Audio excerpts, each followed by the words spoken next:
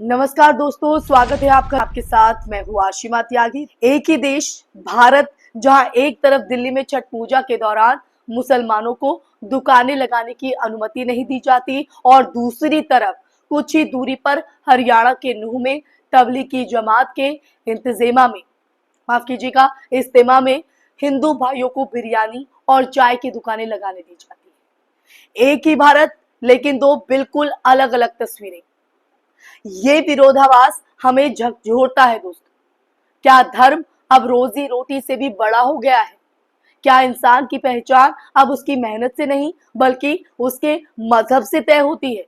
दिल्ली में प्रशासन का तर्क था कि धार्मिक आयोजन के दौरान कानून व्यवस्था बनी रहनी चाहिए, लेकिन वही प्रशासन हर बार इसी बहाने से मुसलमानों को सार्वजनिक आयोजनों के पास से हटाता रहा है।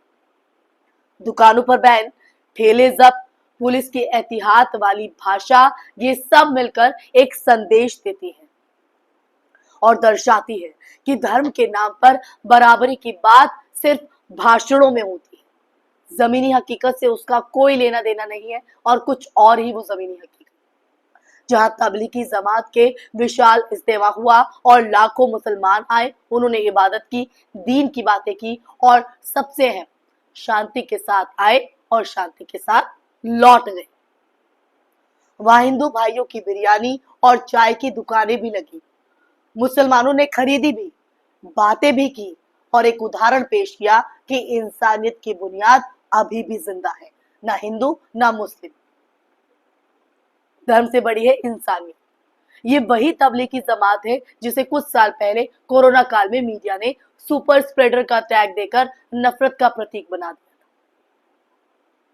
वही तबलीगी जमात आज अपनी अनुशासन, व्यवस्था और शांति के लिए तारीफें बटोर रही है।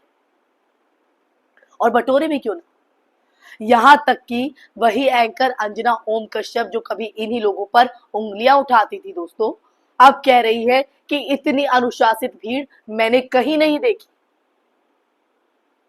ये सिर्फ तबलीगी जमात का बदलना नहीं है, बल्कि हमारे मीडिया का आईना भी है, जो सत्ता के मूड के हिसाब से अपने सुर और शब्द दोनों बदल देता है। सच्चाई तो कहीं रही नहीं है। दूसरी तरफ वही मीडिया, वही चैनल जैसे सुदर्शन न्यूज आज भी नफरत फैलाने से बाज नहीं आते। उन्हें जहां भी मुसलमानों की भीड़ दिखती है, वहीं से खतरा, साजिश, जिहाद जैसे शब्द गूंजने लगते हैं। कभी रेलवे स्टेशन पर उमराह यात्रियों का वीडियो देखकर बवाल, कभी एयरपोर्ट पर नमाज पढ़ते यात्रियों पर हंगामा और कभी जुलूस देकर मुस्लिम अतिक्रमण की बात। इनका काम बस एक ही है, समाज को बांटकर डर और घृणा का माहौल बनाना। लेकिन कब तक ये मानसिकता यूं ही समाज में ऐसे ही जहर घोलती रहेगी?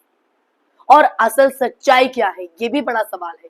नूह का इज्तिमा पूरी तरह शांतिपूर्ण रहा। वहां ना कोई तोड़फोड़ हुई, ना सड़क जाम हुई, ना किसी मंदिर के सामने नारेबाजी की गई और ना डीजे के शोर में किसी की भावनाओं से खेला गया। ये आयोजन दिखाता है कि जब धार्मिक कार्यक्रम इबादत और शांति के मकसद से किए जाए तो समाज में मेलजोल बढ़ता है, दरारें नहीं, हंगामे नहीं, बवाल नहीं। वहीं जब धर्म को राजनीति का औजार बना दिया जाता है तो वही त्योहार, वही आस्था, तनाव और नफरत का सबसे बड़ा कारण बन जाती है, जैसा कि हमने उत्तर प्रदेश में कई जगहों पर देखा।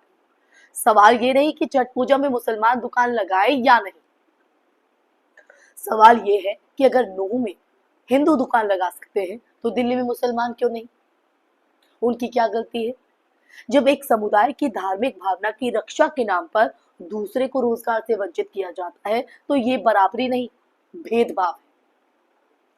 दोहरा मापदंड, और यही भेदभाव धीरे धीरे हमारे समाज को भीतर से खोखला भी कर रहा है, हमें बांट रहा है। हमारे भाईचारे पर एक बड़ा प्रश्न चिन्ह। धार्मिक भावना की रक्षा के नाम पर दूसरे को रोजगार से वंचित किया जाता है तो ये बराबरी कहां से हुई दोस्तों?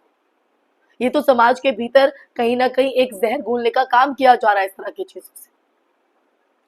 दोस्तों, भारत की ताकत की अगर बात करें तो भारत की ताकत हमेशा इसकी विविधता में रही है। यहाँ रोजगार, रिवाज और रिश्ते सब मिलकर एक रंगीन तस्वीर बनाते हैं, बेहद खूबसूरत, जिसमें अलग अलग कलर्स होते हैं। लेकिन जब राजनीति उस तस्वीर को दो हिस्सों में बांटने लगती है, हम बनाम वो, तो असली भारत धीरे धीरे गायब होने लगता है, तस्वीर से हटने लगता है। आज जरूरत है इस बात की कि हम ये समझे, जाने, धर्म का मकसद एक दूसरे के खिलाफ खड़े होना नहीं, बल्कि साथ चलना है। धर्म हमें प्रेम सिखाता है, स्नेह सिखाता है। अगर नूह में मुसलमान अपने आयोजन में हिंदू दुकानदारों को का स्वागत कर सकते हैं, तो दिल्ली में क्यों नहीं? दिल्ली में छठ पूजा के दौरान मुसलमान दुकानदारों से डरना क्यों? ये सवाल अहम हो जाता है, क्योंकि डर नहीं, भरोसा इंसान को बड़ा बनाता है।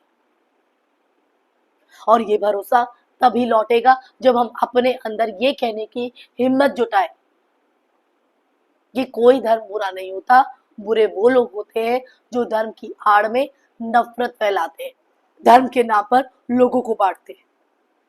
तो अगली बार जब आप किसी धार्मिक आयोजन में जाए ना दोस्तों, तो ये मत देखिए कि दुकान लगाने वाला किस मजहब का है, देखिए कि वो मेहनत कर रहा है, उसकी मंशा क्या है, रोजी कमा रहा है और देश की अर्थव्यवस्था में अपनी छोटी सी ईंट जोड़ रहा है।